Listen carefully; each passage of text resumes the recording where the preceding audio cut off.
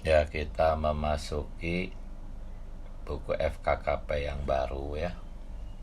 Judul besarnya Menempuh Kehidupan Kristiani dan Kehidupan Gereja di bawah pemerintahan Allah bagi ekonomi Allah.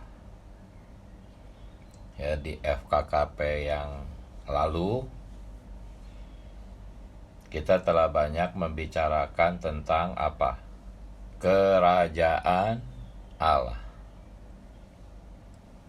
Tetapi kita tidak membicarakan pemerintahan Allah. Perkara pemerintahan Allah itu ada di FKKP kita yang baru ya.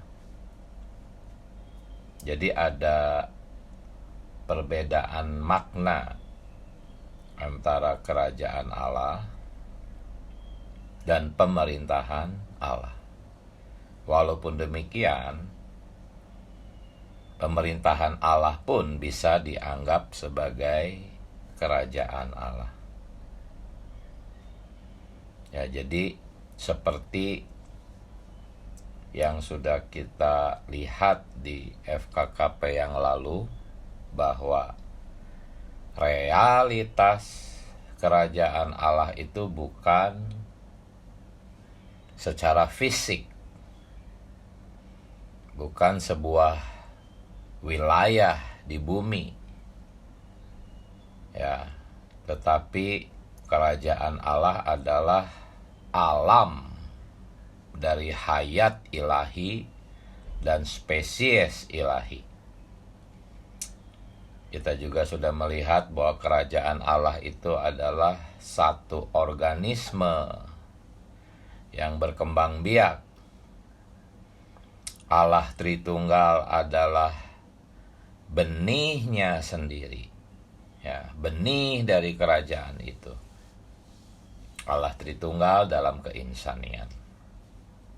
Jadi realitas kerajaan Allah adalah suatu organisme ya. Ini sedikit mengingatkan. Tetapi selain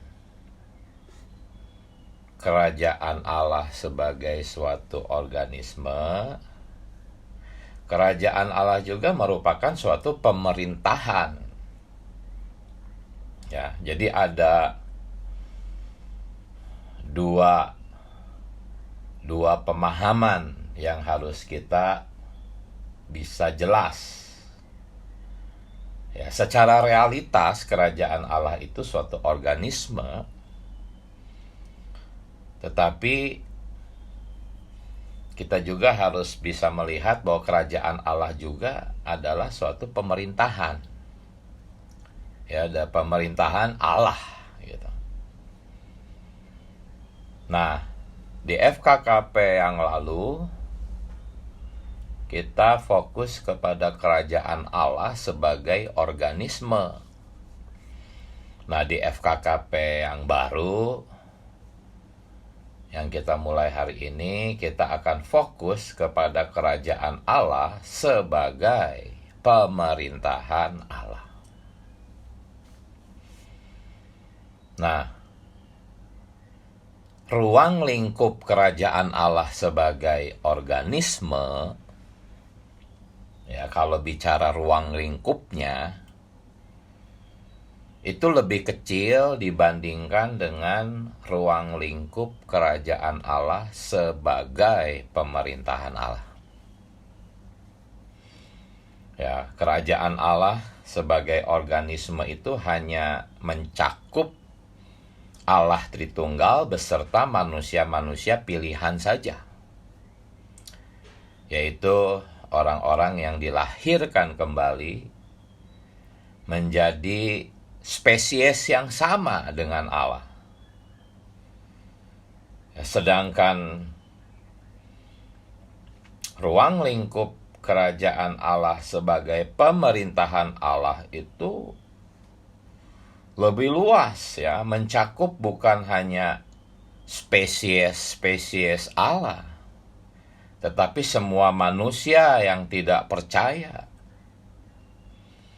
Ya, termasuk yang kita lihat Nebukadnezar, Belsyazar, para malaikat, seluruh makhluk hidup di bumi, ya, yang Allah ciptakan sejak penciptaan alam semesta sebelum ada manusia. Ya, jadi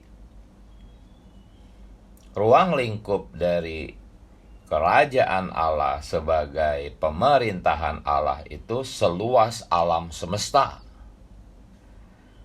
Ya, yang Allah ciptakan, tidak ada satupun manusia bisa mengukur luasnya alam semesta. Itulah kerajaan Allah di aspek pemerintahan Allah. Nah, saudara-saudari, apakah pemerintahan Allah hari ini? Pemerintahan Allah hari ini, ya, khususnya sejak penciptaan hingga hari ini, itu ada di tahap penghakiman Allah. Ya, kenapa? Karena kita tahu ada iblis yang memberontak bersama para malaikatnya, bersama setan-setan.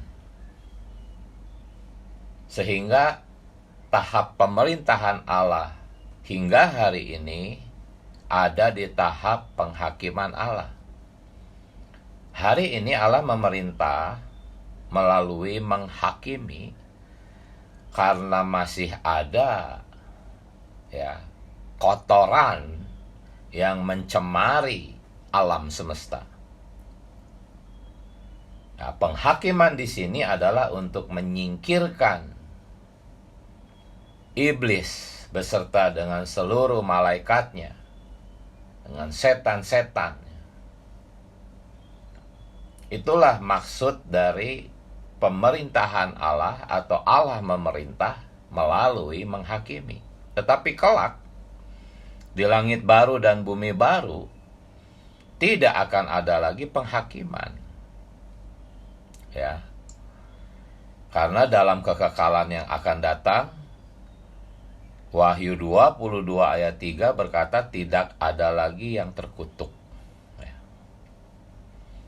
Segala sesuatunya akan benar dan teratur. Ya. Dan hanya ada kebenaran saja nanti yang akan tinggal di langit dan bumi yang baru. Tetapi hari ini Allah memerintah melalui menghakimi. Karena bumi hari ini dipenuhi dengan ketidakbenaran dan kekacauan. Ya. Nah, mengenai tujuan penghakiman Allah ada dua. Satu, menghukum iblis dengan para malaikatnya dan semua pengikutnya. Dan yang kedua adalah untuk pembersihan. Ya, ingat, istilah penghakiman Allah bukan hanya menghukum dengan hukuman kekal. Kalau memahami penghukuman itu sebagai penghakiman Allah agak mudah, ya. Ya, tapi istilah penghakiman Allah juga memiliki makna pembersihan. Ya. Jadi dua tujuan penghakiman Allah itu adalah menghukum dan membersihkan. Nah, kalau terhadap iblis beserta para malaikatnya dan semua pengikutnya, tujuan penghakiman Allah adalah untuk menghukum mereka. dengan hukuman kekal. Dikatakan di dalam 2 Petrus 2 ayat 4, Allah tidak menyayangkan malaikat-malaikat yang berbuat dosa. Kita pun memiliki kidungnya. Malaikat jatuh dia biarkan, tetapi manusia ditolong. Ya, jadi terhadap iblis dengan semua malaikat dan para pengikutnya, tujuan penghakiman Allah adalah untuk menghukum mereka dengan hukuman kekal. Tetapi terhadap seluruh ciptaannya, ya, yang dicemari oleh iblis, sebetulnya musuh Allah itu hanya satu, ya, yaitu iblis. Seluruh ciptaannya itu hanya korban dari iblis. Nah, kalau terhadap iblis tujuan penghakiman Allah adalah untuk menghukum dengan hukuman kekal, tetapi terhadap seluruh ciptaannya, ya, selain iblis dengan para malaikat dan semua pengikutnya, adalah untuk membersihkan, ya. Membersihkan dari apa? Ya, dari unsur iblis. Inilah tujuan penghakiman Allah. Untuk membersihkan seluruh alam semesta. Ya. Itu kita pernah bahas di dalam 3 sesi, ya, tentang Kolose 1 ayat 20, bahwa Allah tuh memperdamaikan segala sesuatu. Bukan hanya orang-orang pilihan, tapi segala sesuatu diperdamaikan dengan dirinya, baik yang di bumi maupun yang di surga, ya, oleh darah salib Kristus. Ya, karena segala sesuatu didamaikan, maka akhirnya dia bisa memiliki langit baru dan bumi baru, alam semesta baru yang penuh dengan kebenarannya.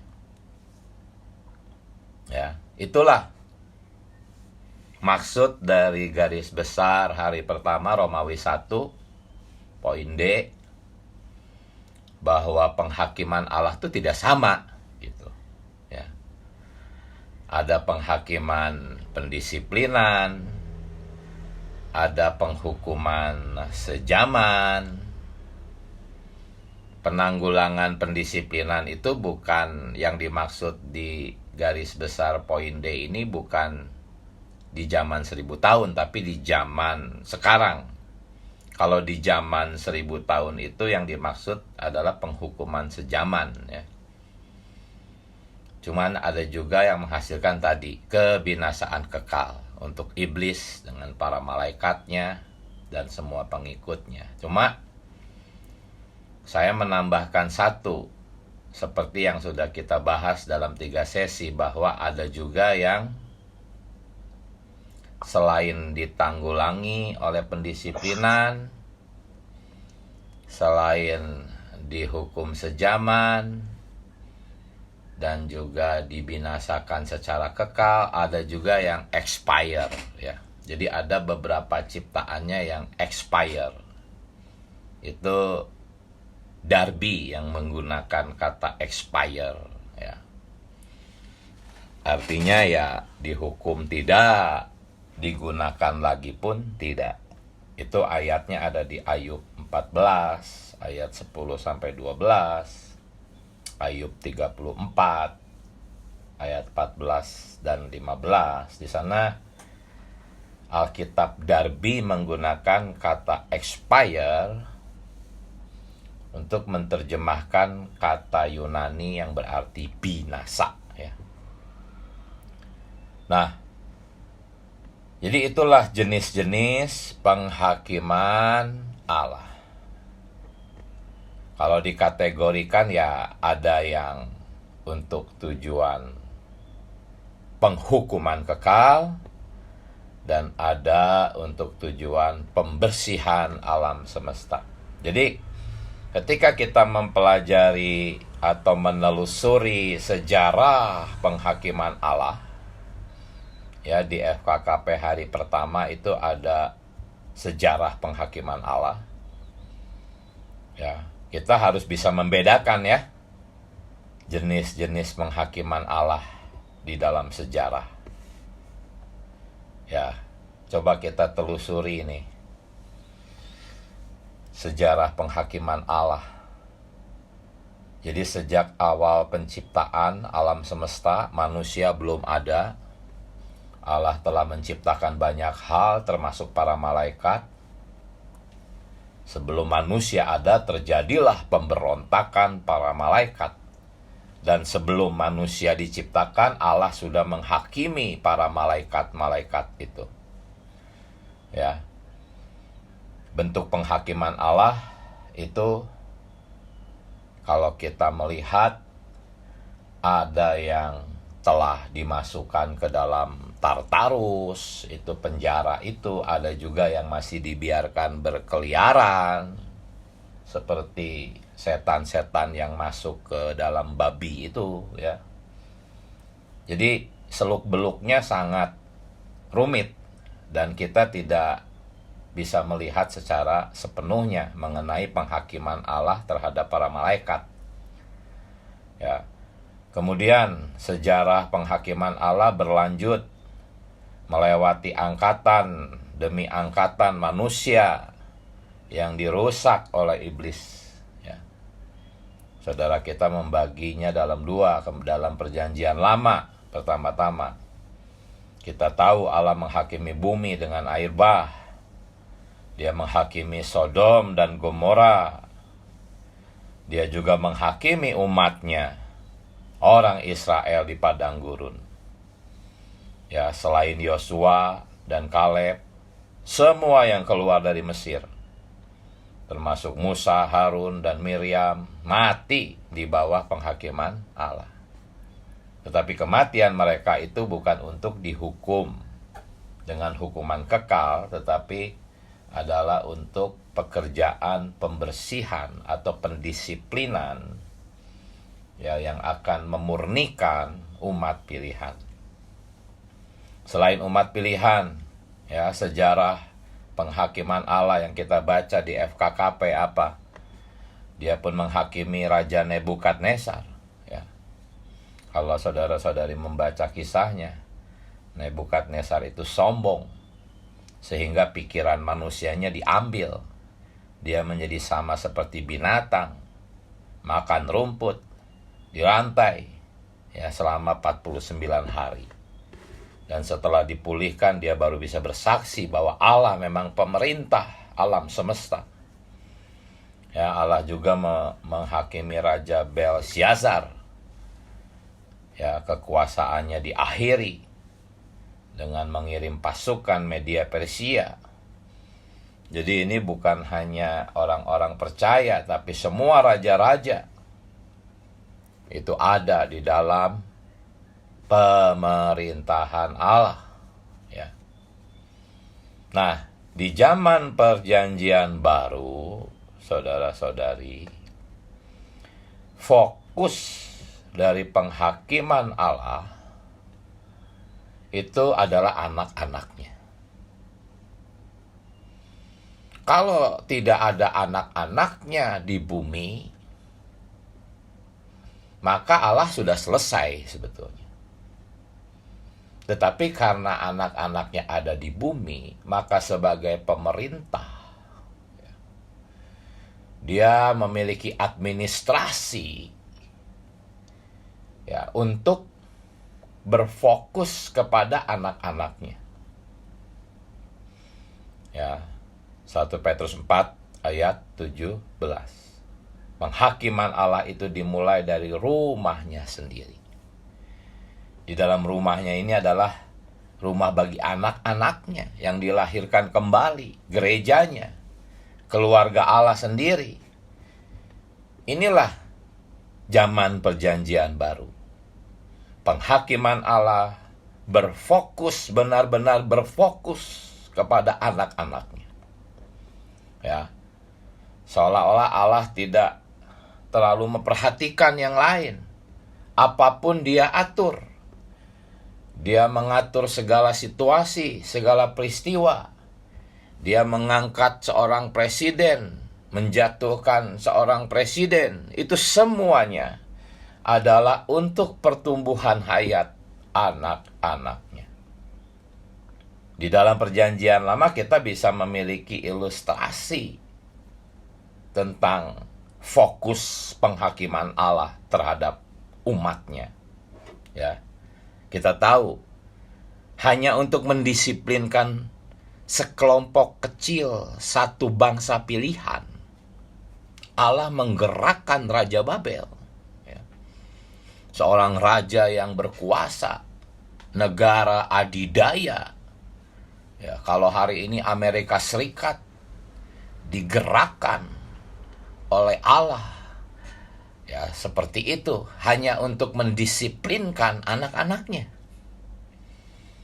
Ya, ilustrasinya itu kekaisaran Babel yang sedemikian besar di bumi saat itu, negara penguasa bumi, ya dikendalikan oleh Allah, diatur oleh Allah untuk menawan sekelompok kecil umatnya.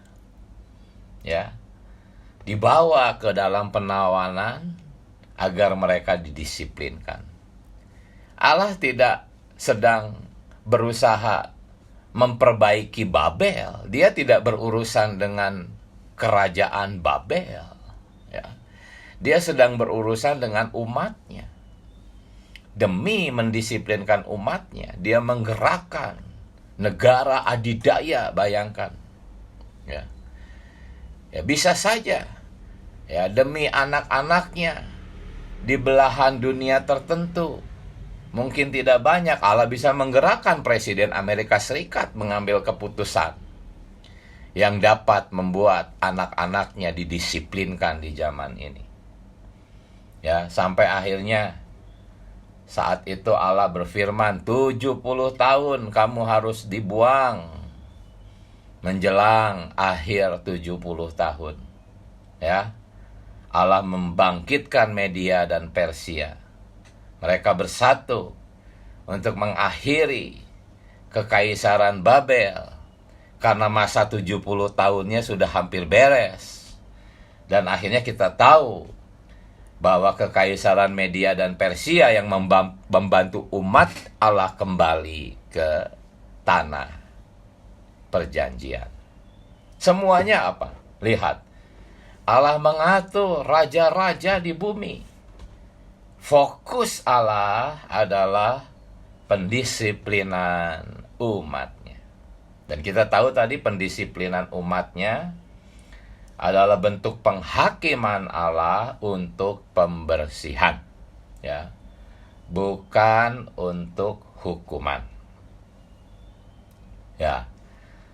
Jadi, saudara-saudari, dalam ekonomi kekalnya, hasrat hati Allah itu adalah umat pilihan. Ya, yang akan menjadi istrinya kelak di zaman kekekalan yang akan datang. Inilah ekonominya. Bukan hanya raja-raja yang dia atur, bahkan alam semesta dia atur, saudara-saudari, adalah untuk menggenapkan tujuannya. Ya, dia harus punya gereja.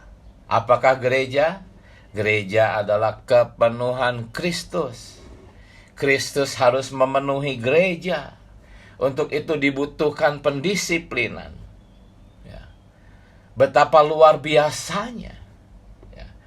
Allah menggerakkan satu presiden negara adidaya di zaman itu hanya untuk kepentingan umatnya yang tidak banyak jumlahnya kalau dibandingkan dengan jumlah penduduk bumi. Inilah ekonomi Allah.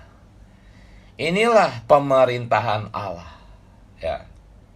Hari ini, saudara-saudari, kita kaum berimannya, kita gerejanya adalah pusat, ya, pusat dari perhatian Allah, pusat dari pekerjaan Allah. Pekerjaan apa? Pekerjaan pembersihan. Ya. Memang terlihat itu seperti penghakiman. Ya, kita sering merasa, oh, semakin mengasihi Tuhan Yesus malah semakin banyak kesulitan. Semakin mengasihi Tuhan Yesus kok semakin banyak penghakiman. Ya itulah, penghakiman Allah terhadap kita itu adalah untuk membersihkan kita. Ranting-ranting anggur yang berbuah justru dibersihkan dari ranting-ranting kecil yang tidak berbuah. Semakin Anda berbuah, Anda semakin dibersihkan. Anda semakin dihakimi, saudara-saudari. Kaum beriman zaman gereja mula-mula baru saja ditinggal oleh Tuhan naik ke atas surga. Mereka langsung mengalami penganiayaan yang hebat, pengujian yang berat. Semuanya adalah untuk penghakiman pembersihan. Ya, orang-orang dunia berhasil, sukses, tetapi kita sering berkata, kok saya begini? Tuhan Yesus, ya, beberapa di antara kita mengalami masalah kesehatan. Kita juga dikecewakan oleh banyak perkara, bahkan oleh anak-anak kita dikecewakan. Ya, bahkan kita mengalami banyak hal. Tidak seperti orang-orang dunia yang berhasil dan sukses. Alasannya apa? Alasannya adalah karena penghakiman Allah dimulai dari rumahnya sendiri. Ya, Petrus menggambarkannya itu seperti dibakar oleh api. Ya, api itu ya kalau digunakan untuk membakar emas yang kadarnya hanya 18 karat umpamanya, api itu bisa memurnikan emas itu. Ya, api itu memang seperti penghakiman Allah yang begitu kejam, tetapi fungsinya untuk memurnikan iman kaum beriman. Ya, tetapi haleluya, puji Tuhan, Allah tidak hanya memerintah kita, Allah tidak hanya mengatur kita, Dia juga menyuplai kita dengan semua yang kita butuhkan. Ya, khususnya suplai hayat yang dapat membuat kita menempuh kehidupan yang kudus di tengah-tengah pendisiplinan Allah. Ya, kehidupan Kristiani kita berada di bawah pemerintahannya, saudara-saudari. Ya, kita harus terhibur oleh fakta ini. Ya, di dalam 1 Petrus 5 ayat 10. Ya, Petrus berkata bahwa Allah lah yang akan menyediakan apa?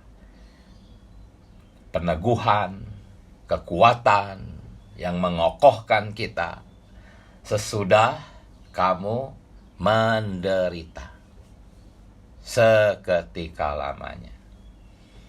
Semua penderitaan, semua peristiwa, semua orang di sekitar kita, anak-anak kita, suami kita, istri kita, tetangga kita, kaum saleh di lokal kita, semua ada dalam pemerintahan Allah. Semua diatur dalam administrasi Allah. Ini harus membuat kita terhibur, ya. Inilah makna dari judul besar FKKP kita, saudara-saudari. Menempuh kehidupan Kristiani dan kehidupan gereja di bawah pemerintahan Allah. Pemerintahan Allah ini ya kita alami dalam bentuk apa? Penghakiman Allah. Penghakiman Allah itu sesuatu yang sangat kita perlukan, bukan untuk dihindari. Justru kita berharap hari ini Allah tuntas menghakimi kita. Semakin tuntas kita semakin bersih, saudara-saudari. Ya, sampai pada akhirnya ya Tuhan Yesus datang. Ya. Masa gereja selesai, masuk ke zaman berikutnya. Zaman kerajaan 1000 tahun. Penghakiman Allah atas rumahnya sendiri itu belum selesai. Ya, bagi anak-anak Allah yang bodoh, yang menghambur-hamburkan waktu, yang selalu melarikan diri dari penghakiman Allah, mereka harus dihakimi lebih lanjut di periode berikutnya, di zaman kerajaan 1000 tahun. Inilah penghakiman Allah atas rumahnya sendiri. Ya, ini terjadi di tahta penghakiman Kristus yang terjadi di angkasa. Ya, setelah melemparkan kaum beriman yang tidak matang, yang menyia-nyiakan waktu di zaman gereja, dilemparkan ke dalam tempat yang banyak ratapan dan kertak gigi. Ya, kaum beriman pemenang turun dari angkasa ke bumi. Untuk apa? Untuk menghakimi. Ya, jadi penghakiman di zaman 1000 tahun berlanjut. Bukan hanya Allah sendiri, tetapi kaum beriman pemenang turut bergabung bersama Allah, ikut menghakimi antikristus dan pasukannya di bumi. Ya, ini sejarah penghakiman Allah yang belum terjadi secara waktu. Ya, tetapi ini semua sudah terjadi di dalam pandangan Allah. Karena di dalam Allah tidak ada unsur waktu. Urutannya seperti tadi. Ya. Penghakiman Allah terus berlanjut. Ya, kemudian setelah menghakimi antikristus dengan semua pasukannya, iblis dihakimi untuk sementara waktu di penjara selama 1000 tahun. Karena iblis masih dibutuhkan untuk membersihkan bumi dari bangsa-bangsa yang masih akan memberontak di akhir zaman kerajaan 1000 tahun. Ya. Kalau menurut Bagan 70 minggu di Alkitab versi pemulihan, setelah Allah melemparkan iblis ke dalam penjara selama 1000 tahun itu, dan sebelum kerajaan 1000 tahun dimulai, Kristus menghakimi bangsa-bangsa. Ya, bangsa-bangsa yang sebagai kambing itu langsung masuk lautan api. Bangsa-bangsa yang sebagai domba itu masuk ke dalam kerajaan 1000 tahun untuk menjadi rakyat, menjadi bangsa-bangsa. Inilah penghakiman Allah. Ya. Nah, kemudian masuk ke dalam zaman kerajaan 1000 tahun. Ya, mungkin Anda menyangka sudah tidak ada lagi penghakiman. Oh, masih ada, saudara-saudari. Di zaman 1000 tahun yang menghakimi itu bukan lagi Allah sendiri, tetapi Allah bersama para pemenang perjanjian baru. Ya, di dalam 1 Korintus 6 ayat 2, para pemenang akan menghakimi dunia. Ya, saat itu kalau menurut Zakaria pasal 14 ya ayat 17, semua bangsa-bangsa itu ya presidennya ya sudah hanya tinggal satu. Penguasanya satu, tidak ada lagi banyak negara. Allah di dalam Kristus akan menjadi pemerintah. Ya, tetapi saat itu masih ada bangsa-bangsa yang bandel, tidak mau sujud menyembah Allah, ya. Maka ada penghakiman dikatakan di dalam Zakaria 14 ayat 17, mereka tidak akan diberi hujan. Ya, bahkan ayat 18 mengatakan mereka akan kena tulah, ya, kalau mereka tidak merayakan hari raya Pondok Daun. Jadi ini penghakiman Allah masih terus berlanjut. Ini semua cerita tentang apa? Tentang pemerintahan penghakiman Allah, ya. Tadi adalah kaum beriman pemenang di gereja. Sedangkan ke-12 rasul pertama, ya, itu akan menghakimi 12 suku Israel, ya. Matius 19 ayat 28. Sampai akhirnya penghakiman terakhir di tahta putih besar. Ya, Wahyu pasal 20 ayat 11 sampai 15. Itu semua adalah untuk membuang semua yang mencemari langit dan bumi. Iblis, para malaikatnya, setan-setan, para pengikutnya, semuanya dibersihkan.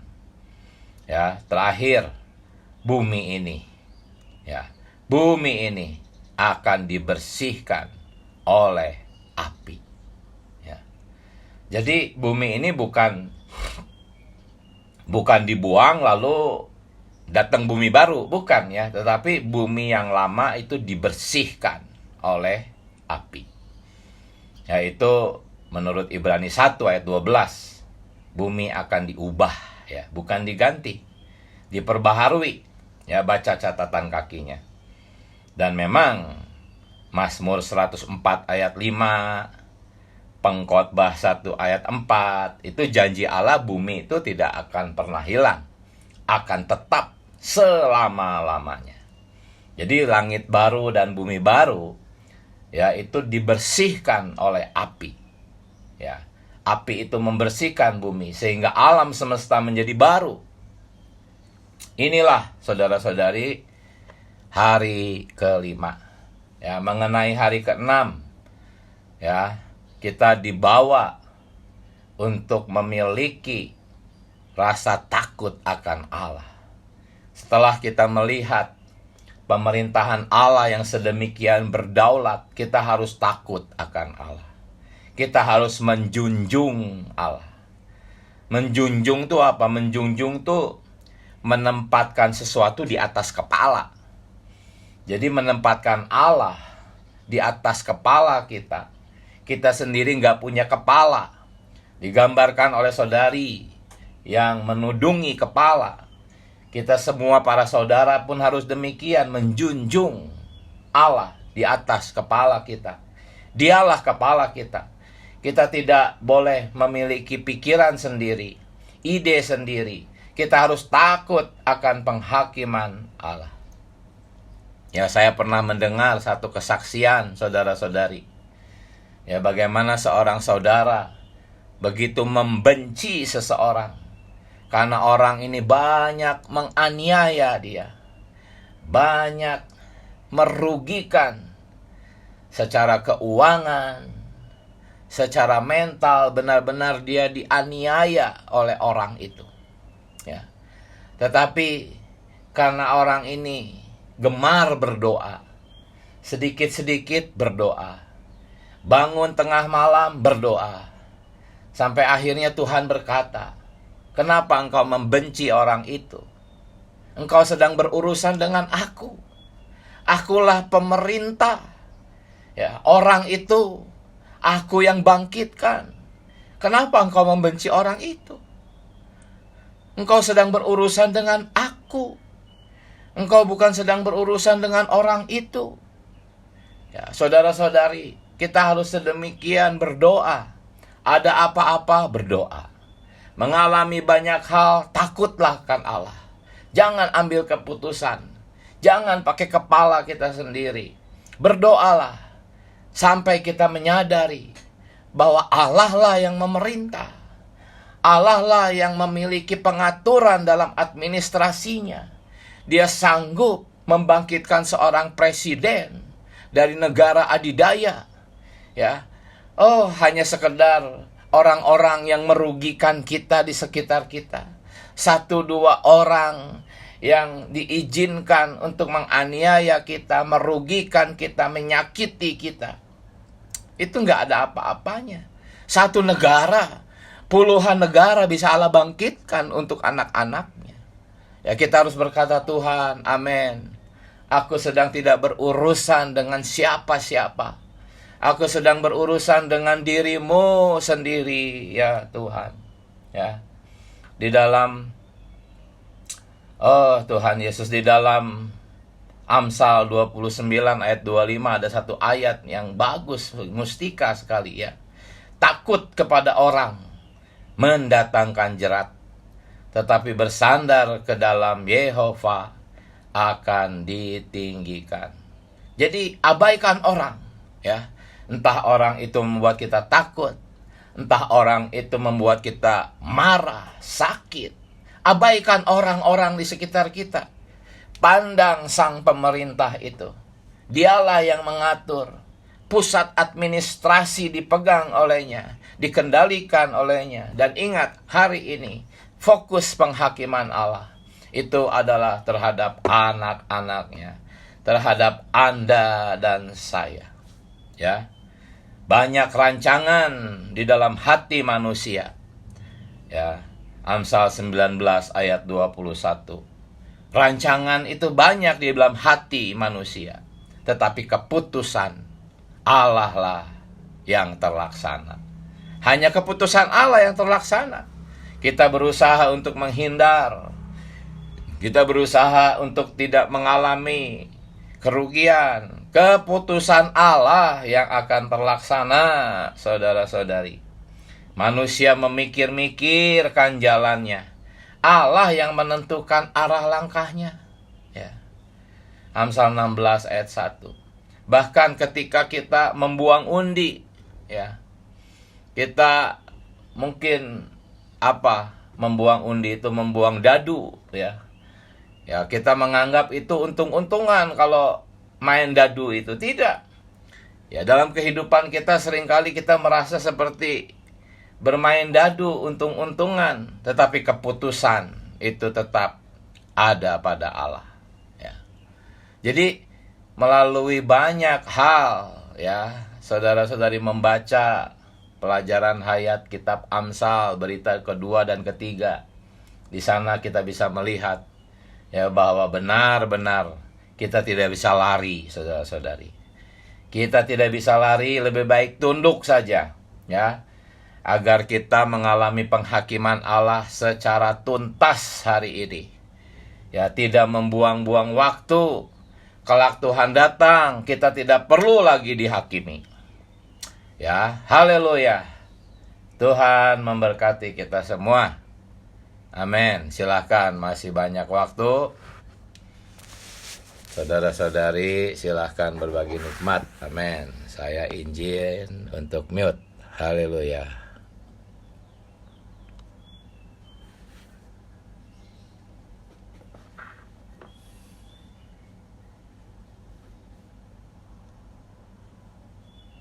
Amin, puji Tuhan. Kita waktunya sharing ya, saudara-saudari.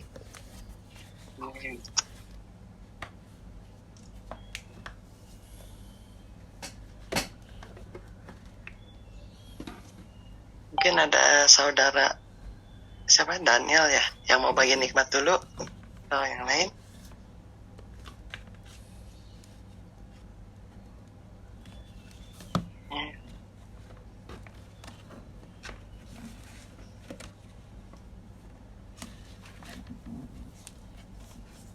Saya boleh dulu sebentar, saudari? Boleh, silakan. Sebentar aja ya.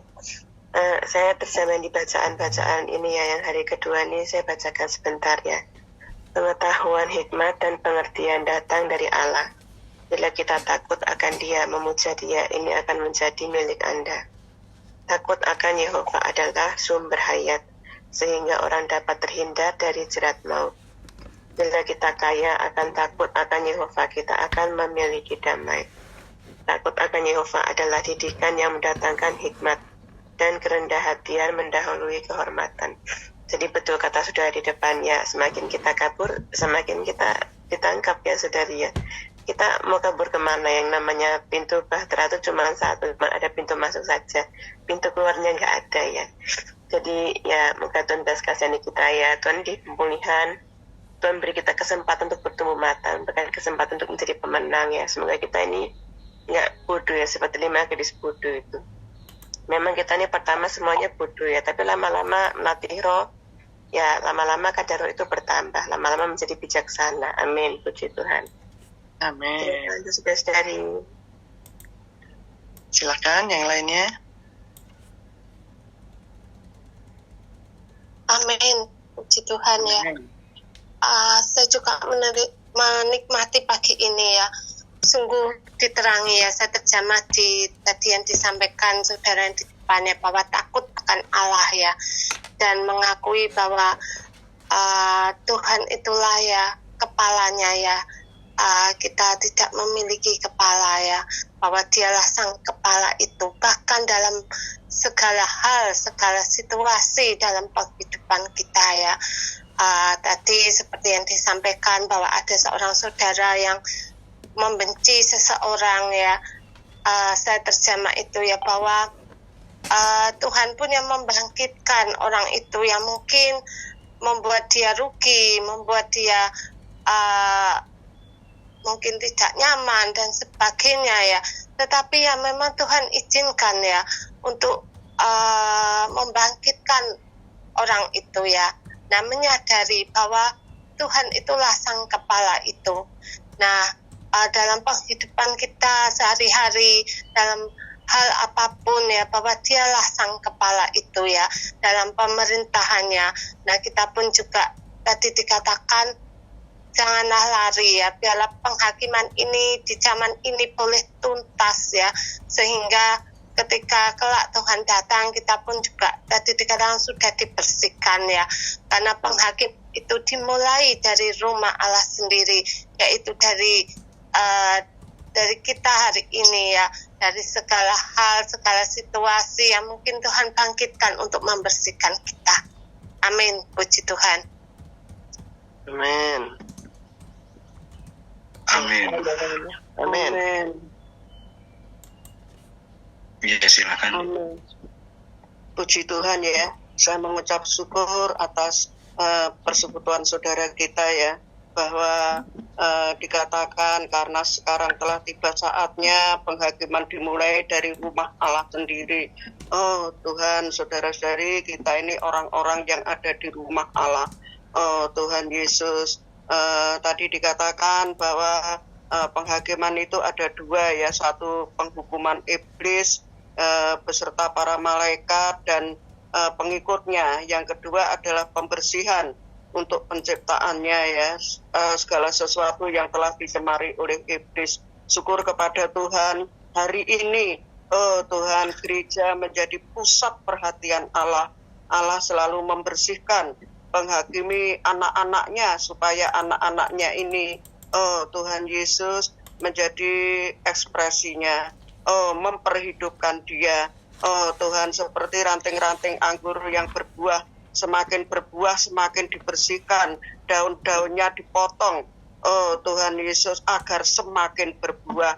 Oh syukur kepada Tuhan, biarlah perkara ini membawa saya, membawa kita semua semakin bertekun dalam penghidupan gereja. Senantiasa unsur Kristus senantiasa bertambah di dalam kita, sehingga alamiah kita, ego kita semakin disingkirkan.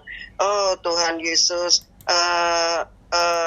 ini membuat saya damba ya akan pembersihan ini. Oh Tuhan Yesus, supaya semakin dibersihkan, semakin murni, semakin mutlak hidup di hadapan Allah bagi ekonomi kekalnya. Mulia bagi Tuhan. Amin. Amin. Silakan saudara. Amin, puji Tuhan. Ya, berita hari ini ya, saya betul-betul diterangi dan semakin mengerti dengan maksud Tuhan ya dalam setiap apa yang terjadi dalam kehidupan kita. Ya, di dalam surat Petrus ya, bacaan surat Petrus, namanya saya mendapat terang penghakiman Allah yang terus berlangsung ya. Dari surat Petrus itu saya mendapatkan penghakiman Allah yang terus berlangsung dari malaikat-malaikat melintasi generasi dalam perjanjian lama dan berlanjut dalam perjanjian baru sampai saat hari Tuhan nanti. Penghakiman dengan berbagai hasil yang bersihkan alam semesta ya. Tuhan memiliki langit baru dan bumi baru. Nah, di sini saya mendapatkan terang bahwa kita perlu kesadaran akan penghakiman Tuhan. Jadi penghakiman adalah bagian pemerintahan Allah dan kita harus hidup dalam kesadaran bahwa penghakiman Tuhan akan terjadi. Kemudian pentingnya hidup kudus ya. Di dalam berita pagi hari ini kita diajarkan pentingnya hidup kudus seperti Nebukadnezar dan Belsatsar yang menghadapi penghakimannnya ya, dia menghadapi penghakiman kita harus menjaga kerendahan hati dan hidup dalam kekudusan. Ada contoh yang sudah tadi diuraikan oleh saudara Diki ya, dan kita harus memiliki pengharapan dalam penghakiman. Meskipun ada penghakiman, tujuannya adalah untuk membersihkan dan memurnikan agar Tuhan bisa memiliki alam semesta yang baru dan penuh dengan keadilan kebenaran. Jadi berita ini mengajarkan kita tentang pentingnya memahami dan hidup di bawah pemerintahan Allah yang melingkupi penghakimannya. Penghakiman bukan hukuman ya, tetapi juga sarana Tuhan untuk membersihkan dan memurnikan alam semesta. Dimulai dari diri kita harus bisa menyadari ya, kita diajak untuk hidup dalam kesadaran akan penghakiman ini dan menjaga kekudusan dan menaruh pengharapan kepada rencana Tuhan untuk langit baru dan bumi baru.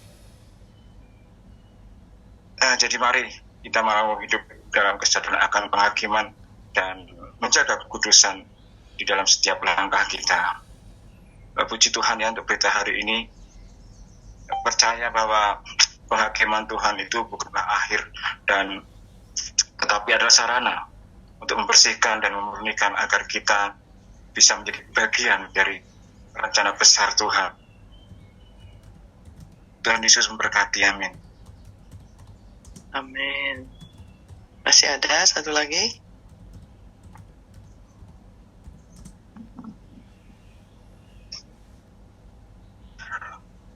Amin. Ya, puji Tuhan ya saudari.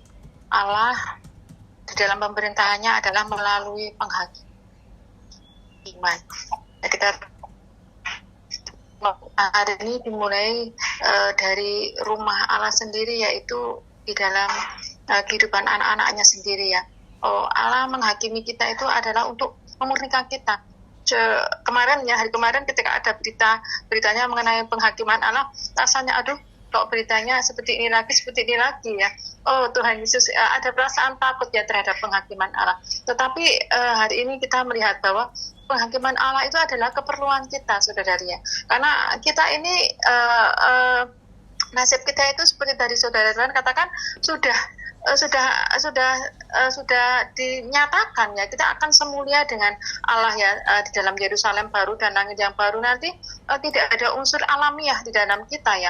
Untuk itu Allah menanggulanginya segala unsur jahat yang ada di dalam kita karena dosa kita, kejatuhan Adam ya, itu melalui penghakimannya. Allah tidak memiliki jalan lain ya saudari selain menghakimi kita hari demi hari.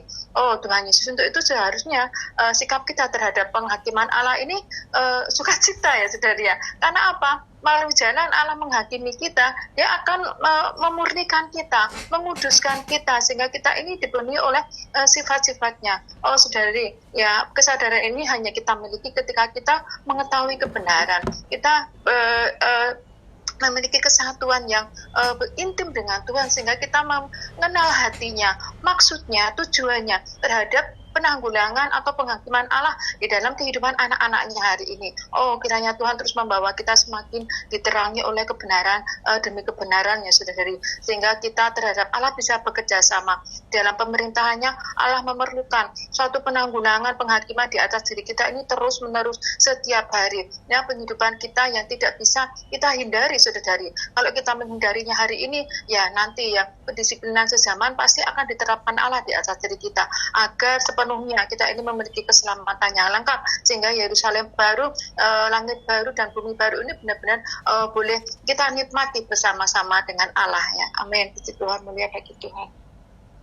Amin. Karena waktu ya, saya mau bagi nikmat sedikit. Kalau kita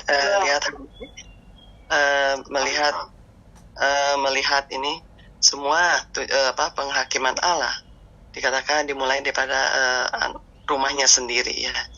Ya, mendengar berita dari tadi saudara kita, ya kita jadi tidak salah paham lagi ya.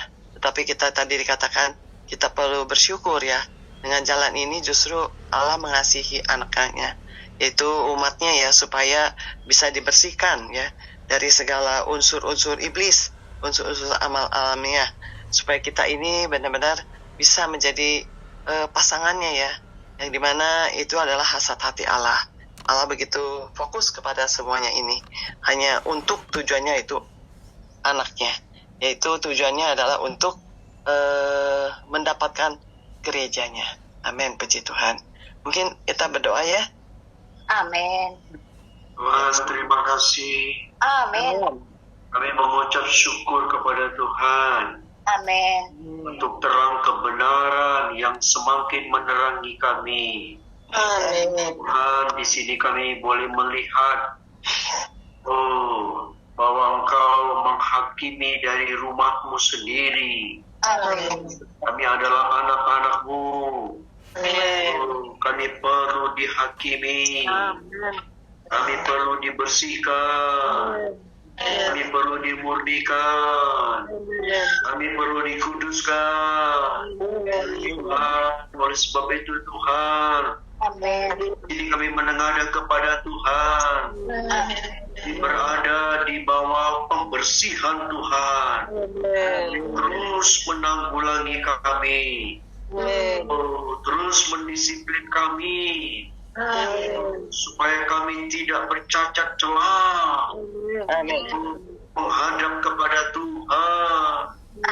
Tuhan, apapun apa yang Kau lakukan hari ini, penghakiman, pembersihan, pendisiplinan, adalah supaya kami bisa berbahagia di dalam langit baru dan bumi baru. Kami mengucap syukur. Kau terus mendisiplin dan membersihkan kami. Tuhan, Kaulah yang utama dari segala sesuatu.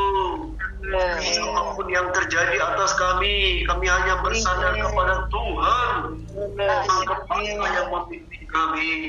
Tuhan, untuk penghakiman-Mu atas kami. Amin.